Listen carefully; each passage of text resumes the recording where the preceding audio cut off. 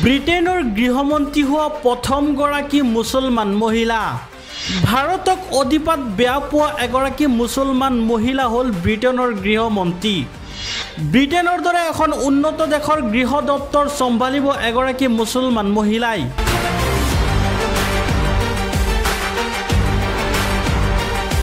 প্ৰধানমন্ত্ৰী কেৰ ষ্টাৰমাৰৰ নেতৃত্বত লেবাৰ পাৰ্টি চৰকাৰে মন্ত্ৰীসভাৰ পৰিৱৰ্তন কৰি শ্বাবানা মাহমুদক ব্ৰিটেইনৰ নতুন গৃহমন্ত্ৰী হিচাপে নিযুক্তি দিছে। এই পদত উপনীত হোৱাৰ ব্ৰিটেইনৰ প্ৰথমগৰাকী মুছলমান মহিলা মন্ত্ৰী। পাকিস্তানৰ সৈতে গভীৰ সম্পৰ্ক থকা শ্বাবানা ভাৰতৰ বিৰোধিতাৰ বাবেও পৰিচিত। উল্লেখ কৰা প্ৰয়োজন যে শ্বাবানাই ব্ৰিটেইনত উৰণি পিন্ধাৰ অধিকাৰক মুকলিকৈ সমৰ্থন কৰে।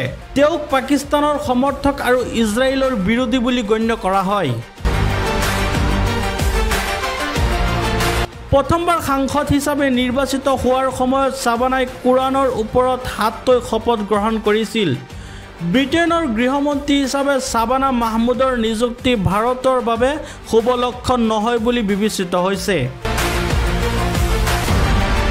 2019 চনত যেতিয়া ভাৰতে জম্মু কাশ্মীৰৰ পৰা 370 অনুচ্ছেদ আঁতৰাইছিল, তেতিয়া শ্বাবানা মাহমুদে বাৰ্মিংহামত প্ৰতিবাদ কৰি ভাৰত চৰকাৰক সমালোচনা কৰি অতিপাত হিন্দু বুলি অভিহিত কৰিছিল।